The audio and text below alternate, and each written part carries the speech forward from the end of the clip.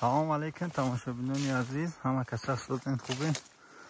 خدا نگهبان باشه. انا اینجا را تماشا کنین. جنگل شورنو علف دروی دوام داره. خیلی نزدیک کردیم. امروز سوم روزه، چهارم روزه که در آب کردیم. فقط ممکن که جوره تماشا وای قفوی یکم جای دیگه نکه نکنی چی کپ کوتا جنگلی شد.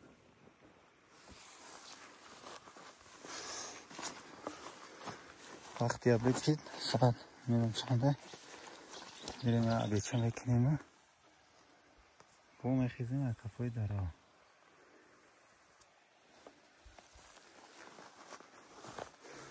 وقتش که آمون هم تمام شد میریم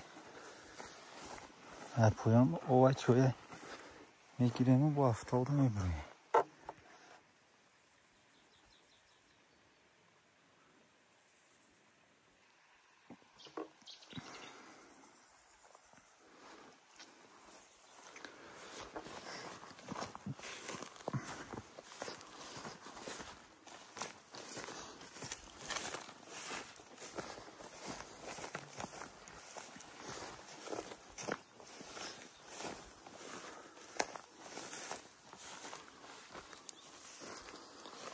جایی که دینه در آکره این همی پویان همه خیلی در آکره برامده علف سوز نیست، علف به حدسز استریا دوره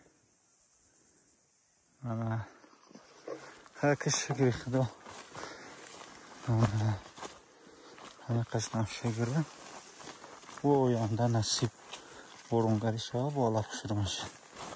این سال برون ها برین علف سسترکه نه خیلی من او پویان میخوام ای پویان بولو را نشان میدیم میگه که چه این بولو تو که اینه تلاخو را روی دارو میکنی علف شخمالا میخوامونی ممکن که از ویدیوی با ترک ده شخمالا میزنیم نشان تو میتیم تماشا کنیم.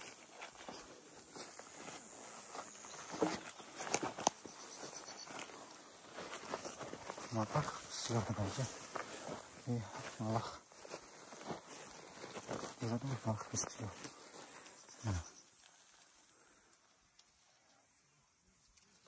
سالی ملخ ہے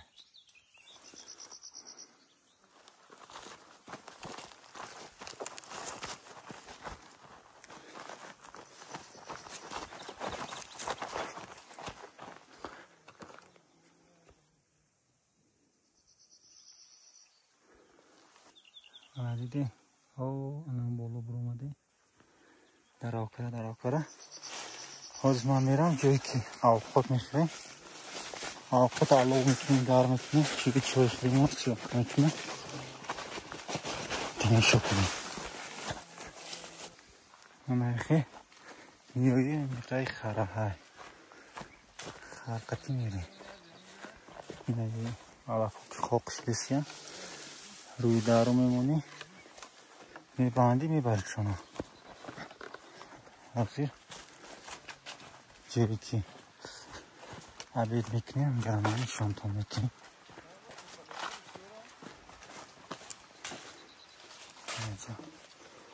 فیدونچه علومون گرد بناش توزه کرگیه که خدا عرض نکنه پجر نشما بشکی اومون ولی با وقتی رفتن یا علو میکنیم جورا نمیپرتیم که توزه شما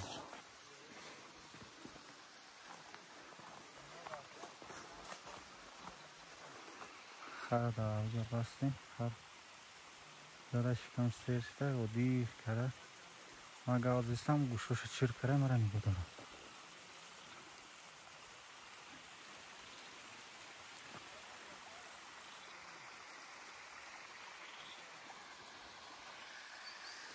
خداوند نگهبانتون باشه. میگه در دماغ دام میگیریم تو ساعت 3-4 بو میخیزیم айқафҳои кормонаш